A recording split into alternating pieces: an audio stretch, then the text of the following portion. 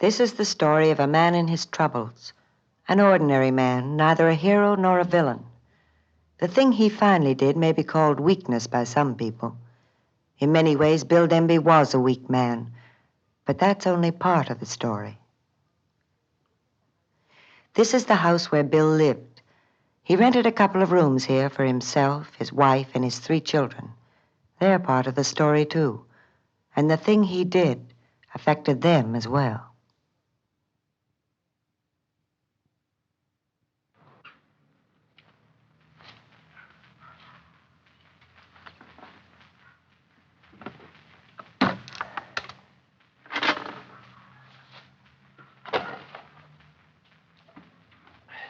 Oh, good afternoon, Mr. Denby. Just getting home from work, Mr. Denby?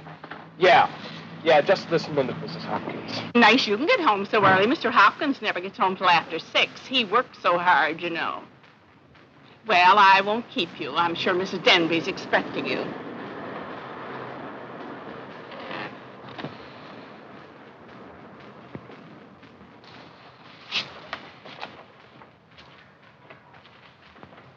Now, you're not going out. The first thing you know, that gang will get you into real trouble. And then we'll have the cops down on our head on top of everything else. Billy! Billy, come back here. You're not going out. Billy! Oh, that kid hanging around with that gang down at the junkyard. You! Why didn't you stop him? Now, what do you want from me, anyway? You've been drinking again. Yeah, I had a beer. You spend money on beer. You haven't even got enough for groceries. I didn't drink it in the house, did I? Sure. You can go out and swill beer. You don't have to face the kids and all the people that come wanting money from us. You went and spent money on beer when that man was here to collect for the furniture again. We'll pay him. With what? Oh, we'll pay him somehow. Bill, we haven't even got money for the groceries. Where's that $5 you said you had yesterday? I don't have it. I lent it to my buddy at the warehouse. You lent it? I sit here all day worrying. Bills, collectors, the kids crying, and you lend your money to a drunken friend. He's not a drunk. We're in the Army together. He's my buddy. Your buddy. You've got a heart for everybody but your family. Someday I'm going to get out of here. Someday I'm going to leave here for good. I could walk right out Go the ahead, door leave, right now. leave, for all the good you do. Leave. Someday. Oh, look. Honey, don't cry. It's too much. It's just too much. $40 a week. 40 lousy bucks a week, and they expect you to support a family. Bill, what are we going to do? We'll make out okay. I'll get a transfer into the shipping room, and I'll get a raise. You wait and see. Things are going to be all... What are we going to do? Oh, how do I know? What are you always asking me for?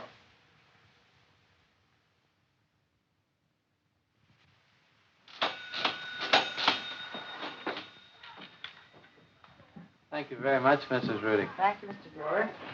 I'd like a loaf of bread, Mr. Bueller, and a pound of macaroni. Mrs. Denby, excuse me. Cash? You know I would if I could, Mrs. Denby, but I can't. If you could just pay a little bit on account, say, just a few dollars. Mr. Denby's working, isn't he? You know, you ought to be able to pay something if Mr. Denby's working, shouldn't you? Shouldn't you, Mrs. Denby?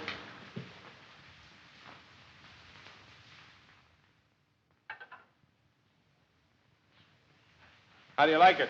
Pretty good. How old did you say she was? 11 months. Cute kid. Gotta be pretty, just like a mother, too. You can see that from now. Of course, this is just a proof it fades in the daylight. Okay. One of these days, I'm gonna get them all printed up. Maybe get a silver frame. You know, Bill, you're pretty lucky. What do you mean, lucky?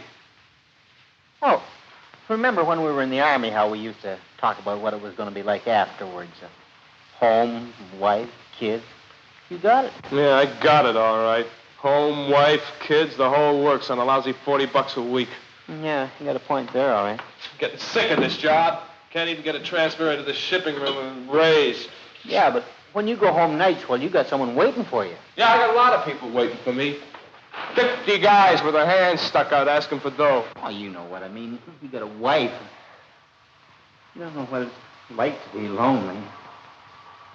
Now, me. You! Don't tell me about you. You're the lucky one. You're single. All you got to do is walk out that door and you're on your way. There she goes. Come on, let's go have a couple of beers.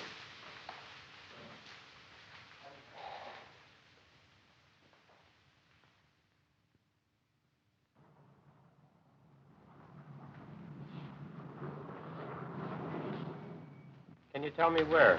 Like I say, I don't know where she is. She might be home in a couple of minutes, and she might not be home until evening. But look, Bud, if you're waiting for a bill, well, you better get in line, because I've been waiting for 2 months back rent. I'll find her.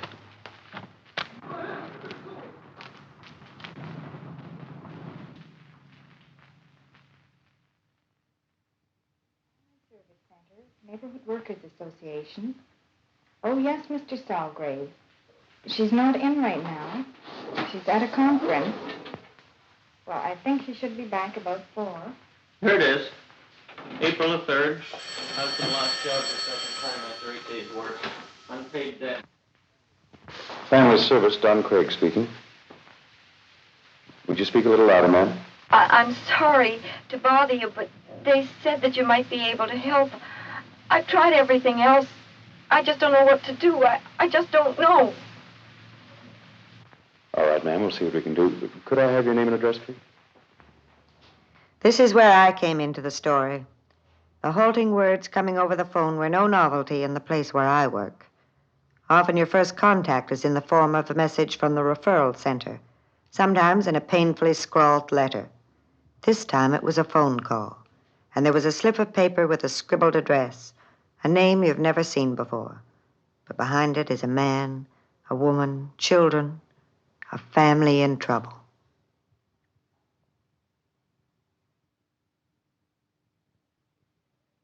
You say I'm hard-hearted. Yeah, but look, Mrs. Denby, there's a limit. I know you've got troubles, but I've got worries, too. My son, he can't get married because he hasn't got a place to live. You and your family living here and not paying a cent. I told you, my husband doesn't get paid until Friday. You could just wait until Friday. I've been waiting every Friday for over 2 months now. How do you expect me to live? Look, Mrs. Denby, I got sympathy, but I can't wait no longer. Either I get the money or you've got to go. I'm sorry, Mrs. Denby.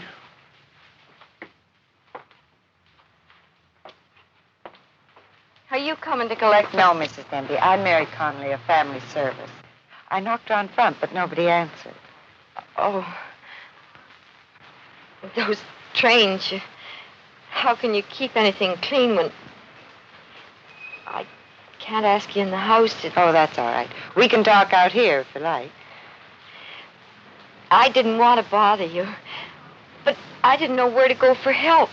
I tried, Miss Conley. I've tried my best. Well, that's all right. I'm here to help you if I can. Now, let's start with you, Mrs. Denby. Ruth Denby was 29 years old. She had married at 18, just after William Denby left the Army. Everything went along well until Bill spent the last of his gratuities. He's a good man, Miss Conley. He really is. When he's not worried, he's kind and sweet, and he's real crazy about the kids. He'd give you his last dime. That's the trouble, really. Gives away too much. But I wouldn't mind that. I didn't even mind getting a job to help out when we were first married, but then I found I was pregnant. And is that when you started getting into debt? Yes. How much do you actually owe now, Mrs. Denby? $900. We needed those things, Miss Conley, the stove and the sofa and the beds. We really needed them. And the man said it would only cost a few dollars. Denby, if we're going to help you work out some kind of a budget, we're going to need your husband's cooperation. Do you think he'd be willing to try? I don't know, but I can talk to him.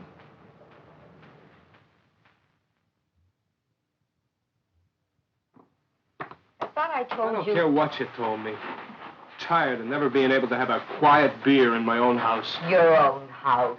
Nothing's your own here. Not these rooms, not the furniture, not even the food the kids ate tonight. Nag. And still you got money for beer. I brought you a bottle, didn't I? Are you going to go and see the welfare woman? Are you going to do what she wants? I can't take much more of this. Same rotten job every day, same rotten house every night. Bills, hands reaching out to grab every penny you make. Question. I don't know what I'm going to do. Might even leave here. Sure, that'd be just like you. At least I wouldn't have to listen to you. Are you going to go and see her? How do I know what I'm going to do? Exactly what do you want from me anyway? Bill, you got to go and see her. You just got to. We're in a mess, a real big mess. And we got to get out of it somehow, and this is our only chance. Please, Bill. Will you go? Will you? Okay, I'll go. What are you looking at me like that for? I said I'd go, didn't I? I'll go. Are you happy now?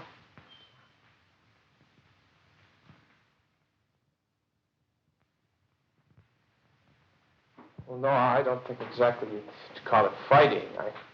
I mean, we've had arguments, I guess, like any family. I've never beaten her up or anything like that. Would you say that your drinking had anything to do with these arguments? Well, yeah. That is, it helps. Ruth doesn't like me to drink, but I'm a light drinker, Miss Conley. I'm not one of those alcoholics or anything like that. Mr. Denby, have you thought of anything that you could do to help solve your problems? I don't know. I've tried everything. I applied for a project house so we can move out of the dump we're living in now. Nothing. I buy some furniture. I pay money for it. Now the company says they're going to take it back because I'm behind in the payments. I'll lose my dough. Can they do that, Miss Conley? Yes, I'm afraid they can, legally. But maybe if I can help you with your problem, we'll be able to find some solution. I was thinking maybe if I talked to Forrester, he's my foreman. If I talked to him and told him the trouble I'm in, maybe he could transfer me into the shipping room and give me a raise. Well, there's certainly no harm in asking for a raise, but the important thing now, Mr. Denby, I think, is for us to work out some kind of a budget based on your present salary. You willing to try, Mr. Denby? Sure. If I could just get $20 a week more, or even 15, Mr. Denby? I don't know. Maybe I should just go away for a while. I don't think that would help solve anything. Do you? No, but getting a raise sure would.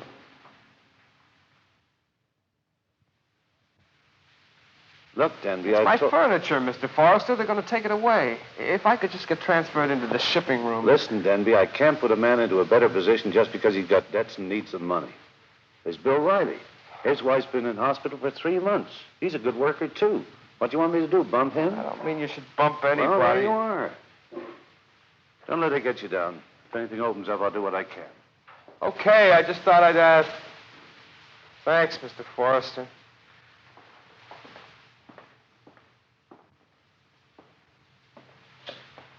Well? Tough. Don't let it get you down. No, you're going to give me that jive, too. What are you talking about? Nothing, forget it. Well, you know how these outfits are, Bill. Forrester likes you, okay? Sure he likes me okay. I'm a nice fella. We're all nice fellas. Trouble is, nobody gives a damn.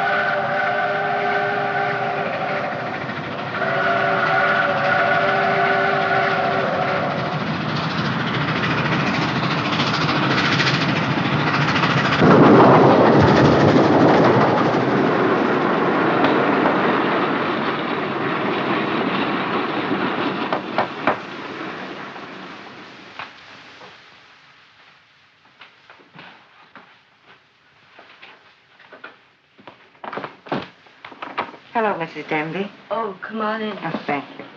I knocked around front, but nobody answered. I didn't hear. It must have been the train. You can't hear anything around here with the train. I came around because I had an appointment with your husband yesterday afternoon, and he didn't show up. I was wondering if anything had happened to him. He's gone. Beg your pardon? He's gone. Just walked out, never came back. I thought maybe in a couple of days. I'm sorry. Sorry. You and your help, if you hadn't come around sticking your nose in our business with your talk about interviews.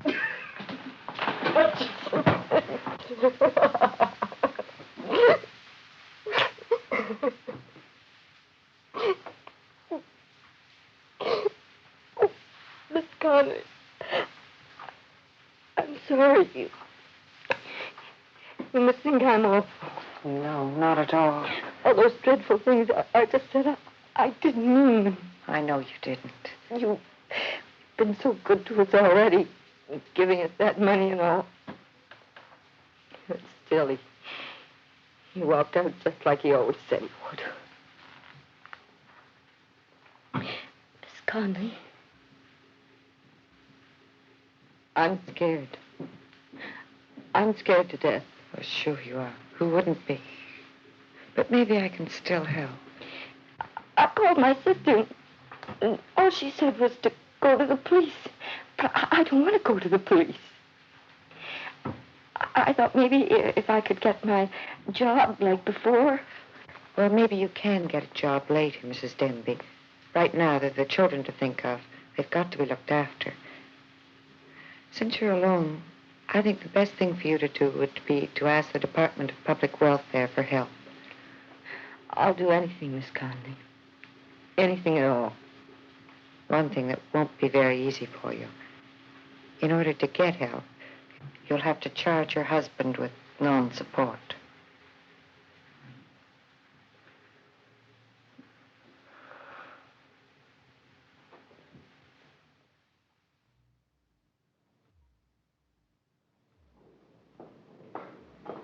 Hi. Hi. Rough day? Rough. 2 cups of coffee, please. Penny? Nothing, really. But it's funny, though, isn't it? All through school and the practical experience afterwards, you learn to treat your clients objectively. Sympathy and understanding, sure. Keep your distance. Don't get personally involved in a case. Are you getting involved with one? No, not really. Not enough to interfere with my handling. Oh, but every now and then you go into a house and see. Do you remember the Denbys? Warehouse worker, 3 kids, his wife. Oh, yes, I remember. You're helping them work out a budget. I was. He's gone. Oh, thank you. Thanks very much. Don, what makes a man desert? Leave his family and his job? Doesn't even bother to pack. Just walks out and disappears. Oh, I don't know. There are dozens of reasons. Money, feeling of failure, another woman, anything. It's hard to generalize. Everybody's different. With Bill Denby, it was money. Was it? Maybe. But you know, Mary, it isn't only poor people who walk out. I know men and women, too. Plenty of money. Prestige, family, all the things we call success. One day they get in the car, drive off, they don't come back. Yes, but if a man really loves his family... Even if a man loves his family. This is a crazy, angry world. It makes people frustrated, tense, lonely. Everybody needs an escape, a safety valve to blow off steam. Now, some of us, it's easy. Movie, book, nightclub. Even a cup of coffee and some talk. Yeah. But with others... This afternoon, her face. And she said he's gone. That's all. Just he's gone. All the heartbreak in the world. And I'm standing there trying hard to be professional. And succeeding, too, I'm sure. You want something else? No, thanks. Mary, consider Bill Denby for a second. Not just the one thing that made him leave, because it never is just one thing. But the millions of little bits and pieces that pile up through the years. The debts, baby crying, hangovers. The way his wife looks at him when he comes home. The boss scolding him. The same thing, over and over. You know, the hard thing to understand is it could happen to any of us. You mean that if we lived like that for years, it could change us? So that you and I might desert too? Yes? Things got rough enough? I think we would.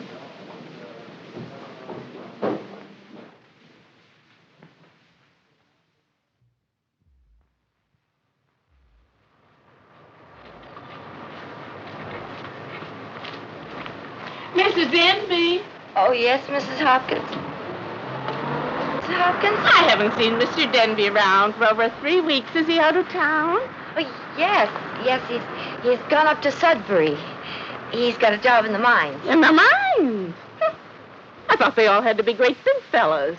Oh, well, there are different kinds of jobs around a mine. Bill says everything's just fine. Oh, well, I've heard from him then. Oh, yes, I had a letter just yesterday.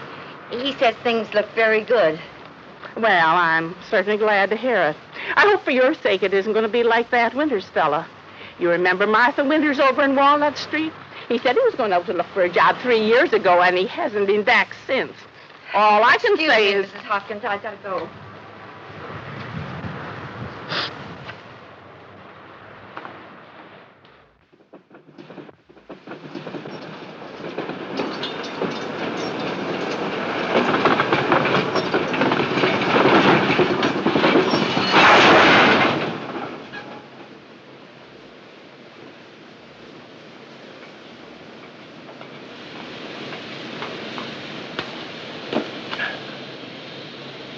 Hey! Hey, you!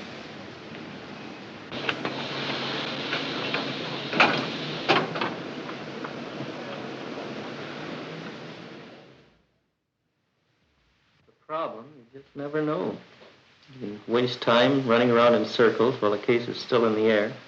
Practically drives you crazy sometimes. I guess the only thing we can do is keep plugging away in those cases where we know we can make some progress. Oh, excuse me, Charlie. Family Service, Don Craig speaking. Who? Oh, just a moment. Mary. It's for you. Oh. I'll pick this up off you later. Yes, all right, Charlie. Mary Conley speaking. Miss Conley? Miss Conley, this Bill Denby. Yes, Mr. Denby. I've got to see you, Miss Conley. Well, where are you now? I'd rather not say. Could I come around and see you tonight? Couldn't you make it this afternoon? I'd rather tonight. There'd be less people there. Well, would 8 o'clock be all right? Yeah, okay, that'll be good, Miss Conley. Thanks a lot.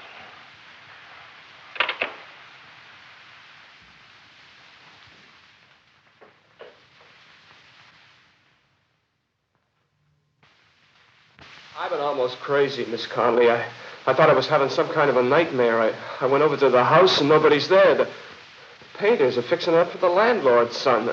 The landlord doesn't know where they went. Your family's all right, Mr. Denby. The baby's in a nursery, and public welfare is looking after your wife. Right now, I'm much more worried about you. Oh, me, I'm okay. Look, they got a job right here in town, $50 a week. That's my temporary pass. Well, that's the kid, Maggie. I'm going to have some prints made later on, and that one's pretty faded. You must have looked at it a lot. Yeah, I guess I did. I got a job now. That's the important thing. We'll be all right. Well, there's just one thing, Mr. Denby. Your wife had to charge you with non-support in order to get help for the family. You see, technically, they were deserted. I didn't desert anybody. I didn't think about it like that. I just wanted to go away for a little while. Look, Miss Conley, if I was going to desert my family, I wouldn't have come back, would I? Now, would I? The important thing is that you are back. And I got a job, too. A better job than I had before. That's important, too, isn't it? Yes, it is. Unfortunately, there are a few complications. You see, your being back makes it public welfare stop your wife's allowance. Oh. When do you get your next pay? About 2 weeks. Miss Conley, what are we going to do? If Ruth can't draw that allowance, I can't. Why don't you try public welfare? Me? Yes, tell them the situation and ask them if they would keep on paying your wife's allowance until you get your first pay. You're not entitled to it automatically, but I think if you're honest, they'll help you. Would you put in a good word for me? Your good word is worth just as much as mine is. Much more in this case. Oh, well, I'll phone them in the morning. Will you go to see them? Sure, I'll go and see them. Anything you say.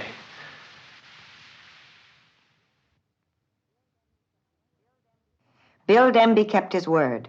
He went to the deserted wives section of public welfare and placed his case before them. They said they would consider it immediately. He went at his job energetically. It wasn't much better than his last, but he believed it was, and that made a difference. However, in spite of his good intentions, the problem wasn't quite so simple.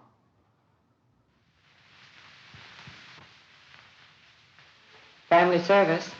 Mary Conley speaking. This is Osborne of the Fairfax Furniture Company. I'd like the address of Mrs. William Denby. What do you mean you don't give out information on your clients? Look, Miss Tonley, I know you're in touch with them. Denby told me himself when I saw him a couple of months ago. Now they've disappeared, and they still owe us $480. Yes, but... Okay, Miss Connolly. I know he's in town. When I find out where he's working, I'm going to slap a guarantee on his wages.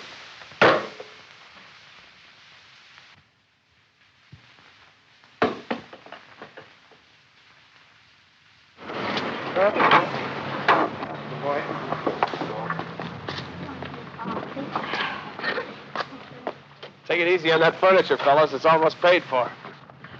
The Denbys moved, but not into a project house. The neighborhood is much the same.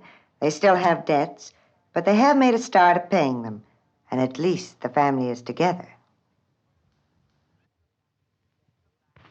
Goodbye, Mrs. Denby. Goodbye, Miss Well. Conley, and thank you. Guess that's about that. Yes, you'll drop in next week, won't you, as soon as you get things settled? Oh, yes. Sure. Thanks a lot, Miss Conley. Goodbye. Bye.